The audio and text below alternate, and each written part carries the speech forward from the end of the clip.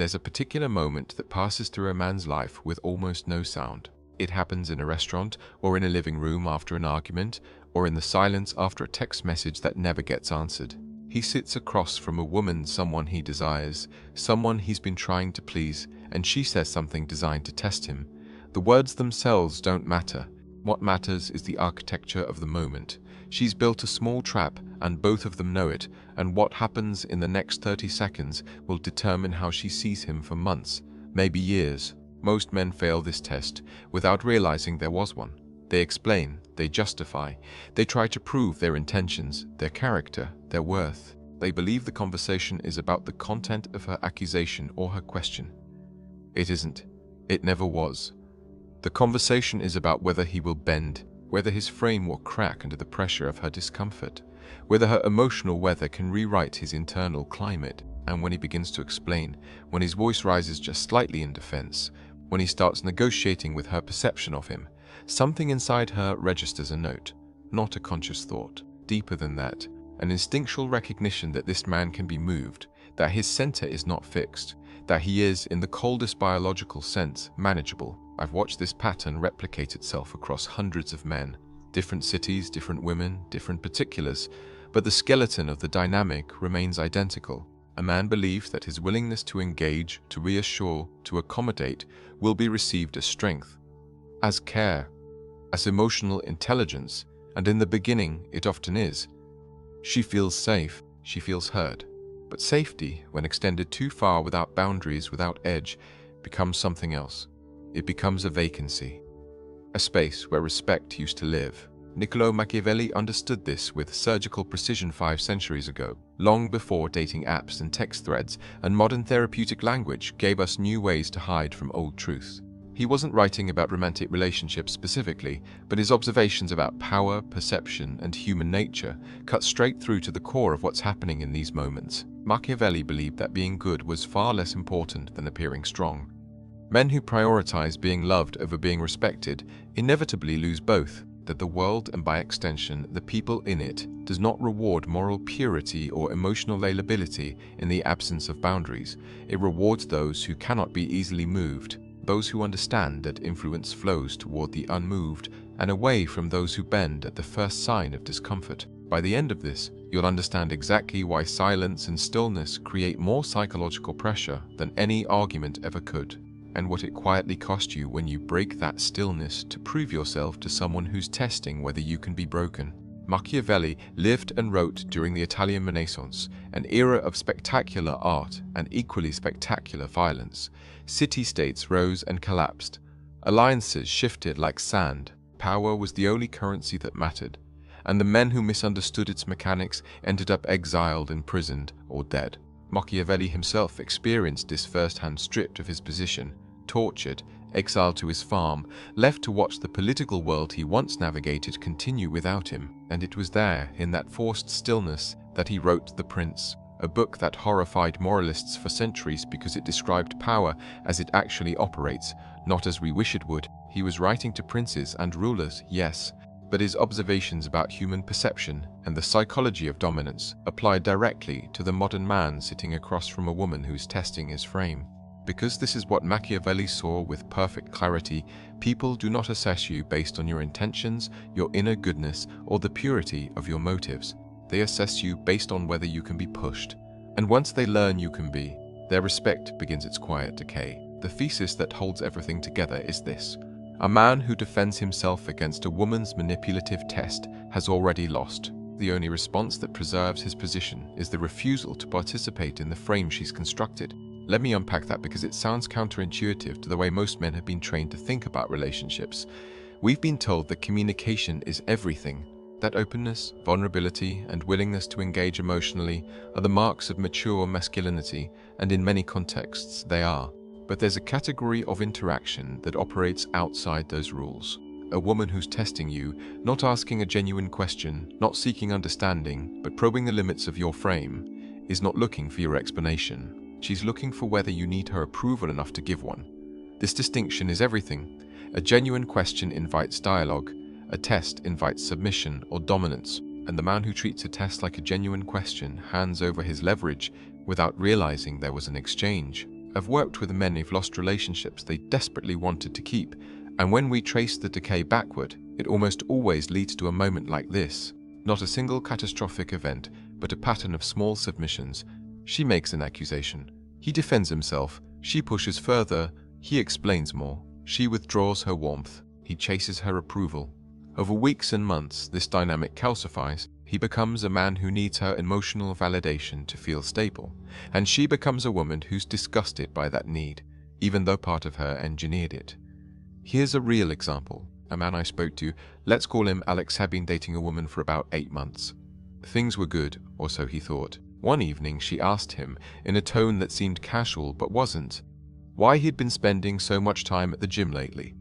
Was he trying to impress someone? Was he losing interest in her? The question was wrapped in lightness, but underneath it was a test. She wanted to see if he would scramble, if he would reassure her, if his routine, his priorities, and his time could be questioned and thereby controlled.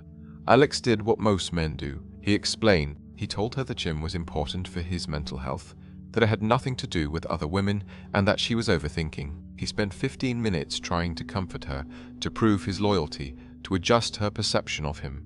And as he spoke, he watched her face. She didn't look reassured. She looked, he told me later, almost bored. The energy left the room. That night, her texts became shorter. Her warmth cooled. Within 2 weeks, she'd pulled back completely. When he asked what was wrong, she said she just didn't feel the spark anymore. The spark hadn't died. His frame had.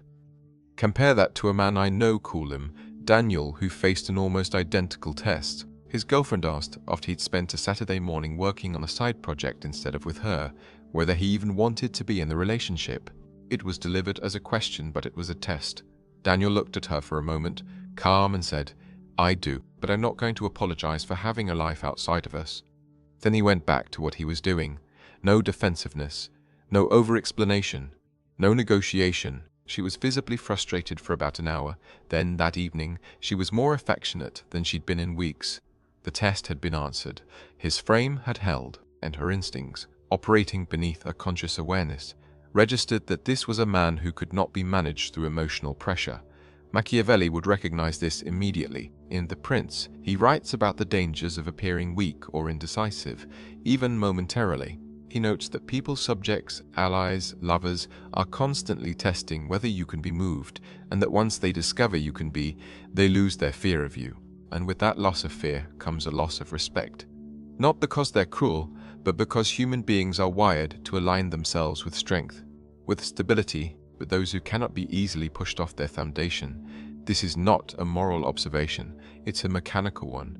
It's how the psychology of influence operates. The woman who tests you isn't doing so because she's evil or broken. She's doing it because her biology demands that she figure out whether you're a man with a fixed center, or a man whose sense of self shifts based on her reactions. She needs to know this, even if she'd never articulated in those terms. And your response, whether you defend, explain, justify, or remain, still tells her everything. So let's go inside the machinery of how a man loses himself in this dynamic, because the collapse doesn't happen all at once. It's incremental, it's quiet, and by the time he realizes what's been lost, the woman has usually already begun to withdraw. It starts with a misunderstanding of what the interaction is actually about. The man believes he's being asked a question, so he answers it. He believes he's being accused of something, so he defends himself. He believes that clarity and honesty will resolve the tension, and in a functional, non-testing conversation they would. But a test is not a conversation. It's a probe. It's a woman's instinctual attempt to find out where your boundaries are, whether you have a center that holds under pressure, and whether her discomfort can rewrite your decisions. When you explain yourself in response to a test, here's what you're communicating beneath the words. Your perception of me matters more than my own internal sense of who I am. I need you to see me a certain way, and I'm willing to negotiate with your frame to get that approval. This is what she hears, even if you're saying something completely different on the surface. And once that message is received, something shifts. The balance of power tilts. You've just shown her that your emotional state is dependent on hers, that her withdrawal of warmth can move you, that you are, in Machiavelli's language, concerned more with being loved than with being respected. Phase 1 is usually denial. The man feels the shift. Her texts are colder. She's less available. Sex becomes less frequent, but He tells himself it's temporary. She's stressed. Work is hard. It has nothing to do with him. This is the comfort phase. He's still operating under the assumption that the relationship is stable, that his behavior hasn't fundamentally altered how she sees him. He might even double down on being accommodating, thinking that more attention, more affection, more availability will bring her back. It won't. Because the problem isn't a lack of effort, it's the nature of the effort. He's trying to win back someone who's losing respect for him precisely because he's trying so hard. Phase 2 is justification and self-negotiation. He starts to notice the pattern but explains it away. She didn't mean it that way. I'm overthinking this. Maybe I'm being too sensitive. He rearranges his schedule around her availability. He checks his phone more often.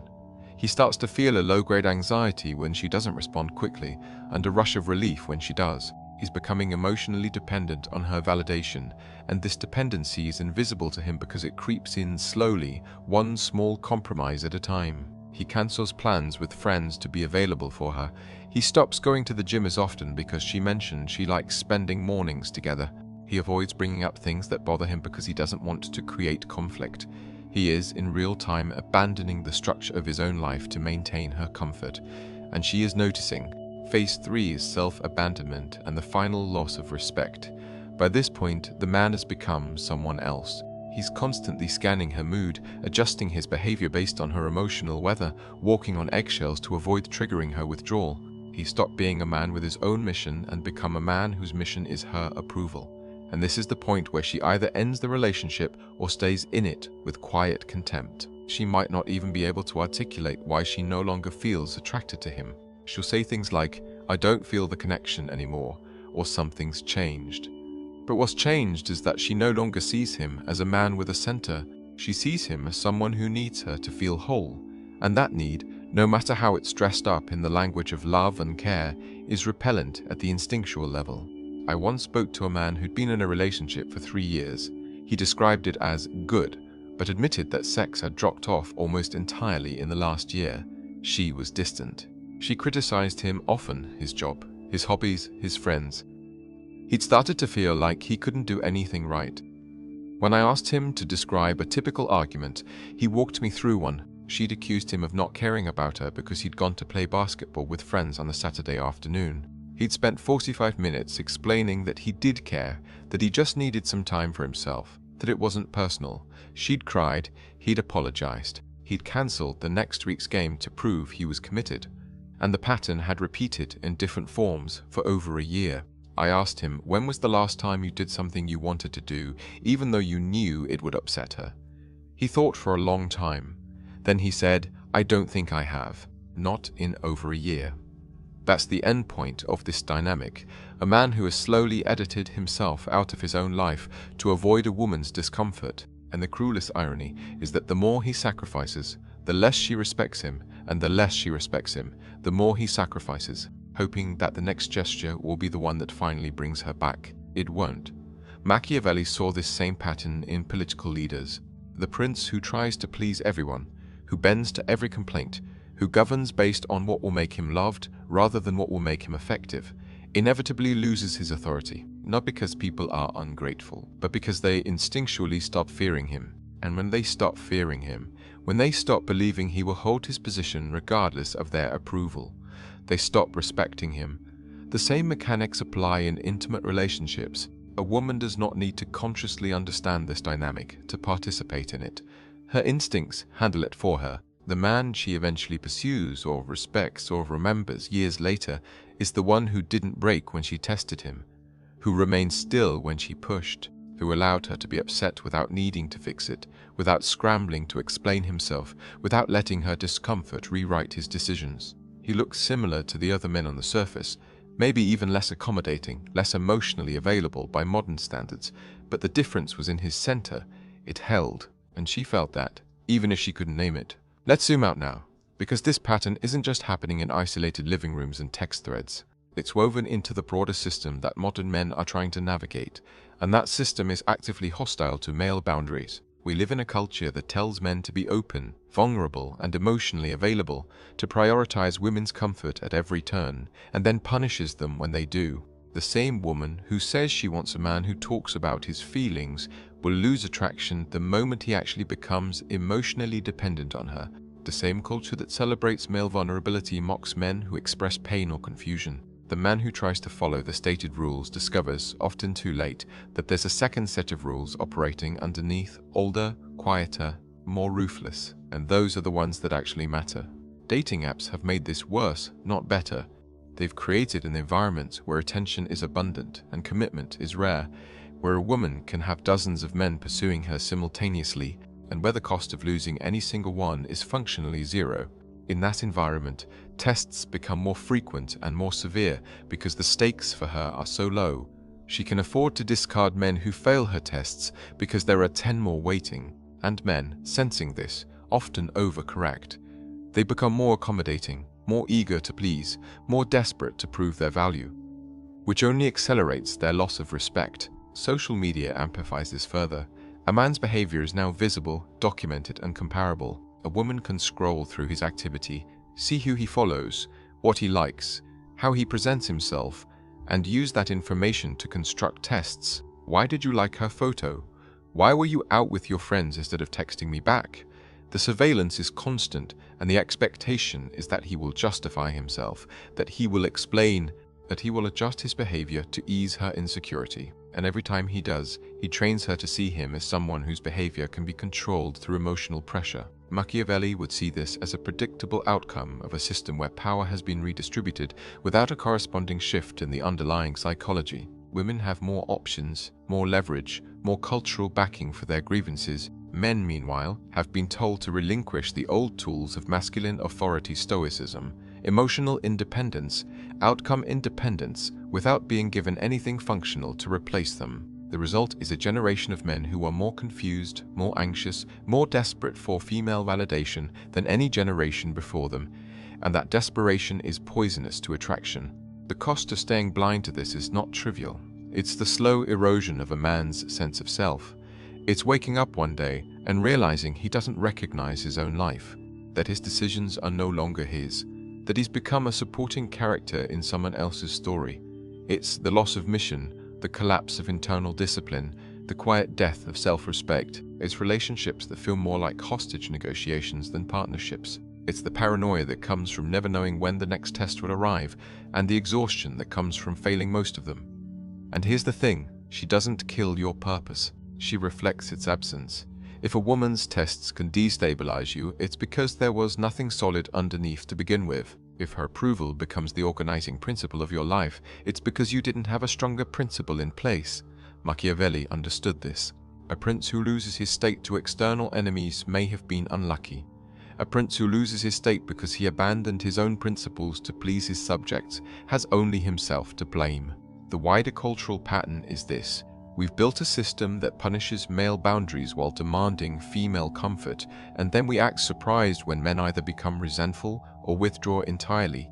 Neither outcome is sustainable. Resentment turns into bitterness, and bitter men make terrible partners. Withdrawal creates a generation of men who simply opted out of the game, who decided that the cost of playing emotional, financial, legal, reputational is higher than the reward. And while that may be a rational calculation for the individual man, it's a civilizational problem when it becomes the norm. If a system demands your vulnerability but offers no protection, walking away isn't cowardice, it's pattern recognition. So what does integration actually look like? How does a man who understands this move through the world, through relationships, through these tests, without becoming either a doormat or a tyrant? The first shift is internal. You have to locate your center and refuse to let another person's emotional weather move it. This isn't about being cold or unfeeling. It's about recognizing that your sense of self, your mission, your internal stability cannot be outsourced to someone else's approval. Notice when you feel the pull to explain yourself. Notice when you start crafting a text to justify a decision you don't actually think was wrong. Notice when you cancel plans, adjust your schedule, and edit your behavior to avoid her discomfort. Those are the moments when your frame is being tested. And in those moments, the most powerful move is often to do nothing, to allow her to be upset without needing to fix it, to let the silence sit. This is where most men break. Silence feels dangerous. It feels like abandonment. It feels like the relationship is ending. But silence is not abandonment. It's the refusal to participate in a rigged game. When a woman tests you and you respond with calm, centered stillness, not defensiveness, not anger, not explanation, just presence, you communicate something far more powerful than words ever could. You communicate that you do not need her approval to feel stable, that her discomfort cannot move you off your foundation, that you are, in the deepest sense, unmoved by her attempts to manage you. Stop pretending that over-explaining is care. It isn't. It's a covert plea for approval. When she accuses you of something, and you know it's a test, don't explain, don't defend, don't negotiate. Look at her. Let the moment breathe. Then, if you respond at all, respond from a place of outcome independence. You're free to think that is a complete sentence. I'm not going to argue about this is a complete sentence. I know who I am is a complete sentence. These aren't cruel responses, they're boundaries. And boundaries held calmly are the foundation of respect. Refuse to abandon your mission for her comfort. If you have a project, a goal, a routine that matters to you, protect it, not with aggression, but with quiet consistency. If she complains that you're spending too much time on your work, your training, your friendships, do not apologize, do not justify. Acknowledge her feelings without letting them rewrite your priorities. I hear you and I'm still going to the gym this morning is not cruelty. It's leadership.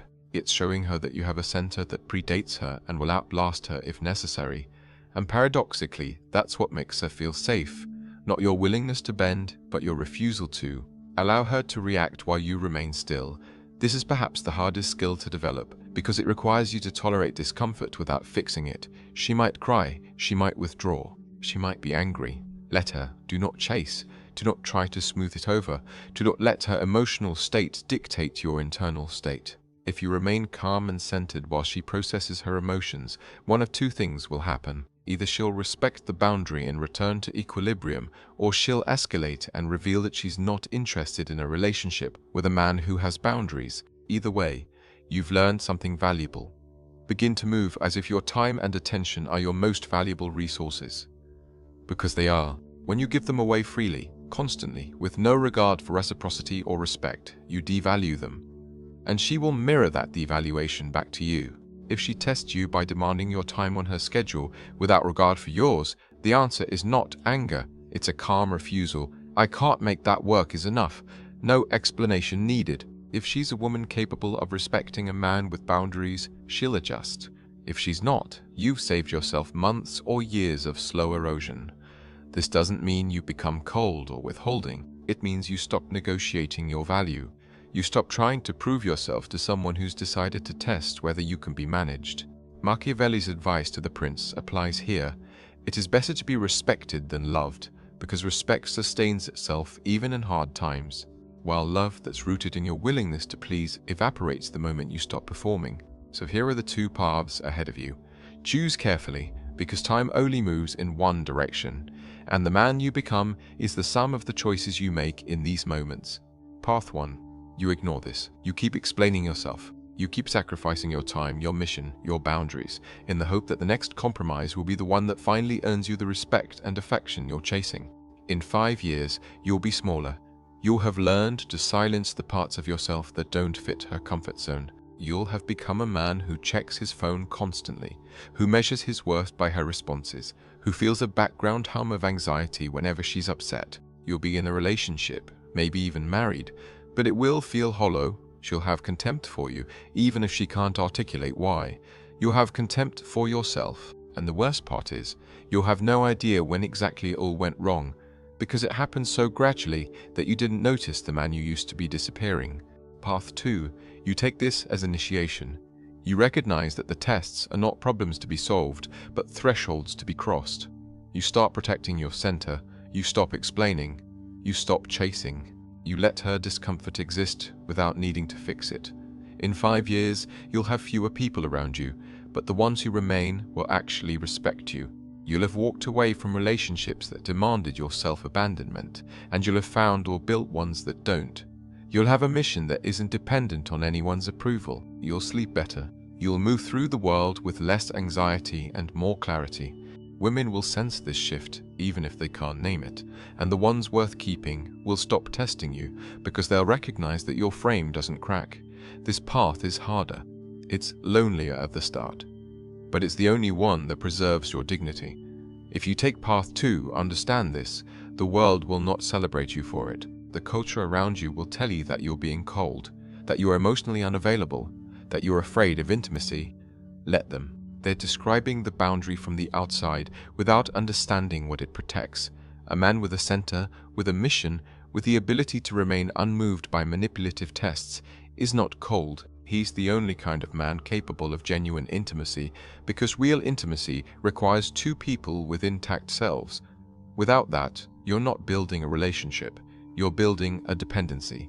5 years from now, 10 years from now, you will either be a man who held his ground or a man who wished he had. The tests will keep coming, from women, from colleagues, from the culture at large. The question is not whether you'll be tested. The question is whether you'll remain still when the pressure arrives. Here's the thesis, one more time, stripped down to its skeleton. A man who defends himself against a woman's manipulative test has already lost. The only response that preserves his position is the refusal to participate in the frame she's constructed. And here's the mirror you need to hold up to yourself. She does not kill your purpose. She reflects its absence. If her test destabilizes you, look inward. If her approval has become the foundation of your stability, rebuild that foundation before you enter another relationship, or you'll simply repeat this pattern with a different woman. The problem is not her. The problem is that you gave away your center and expected her to respect you for it. She won't. No one will. If this struck something in you, if you felt the recognition of a pattern you've been caught in, then share this with the men who need it. Subscribe to keep this work moving, and understand that this kind of clarity doesn't come from the culture at large. It comes from the men willing to speak the truths that make people uncomfortable. A man who can remain still while the world demands his reaction is the most dangerous kind of free.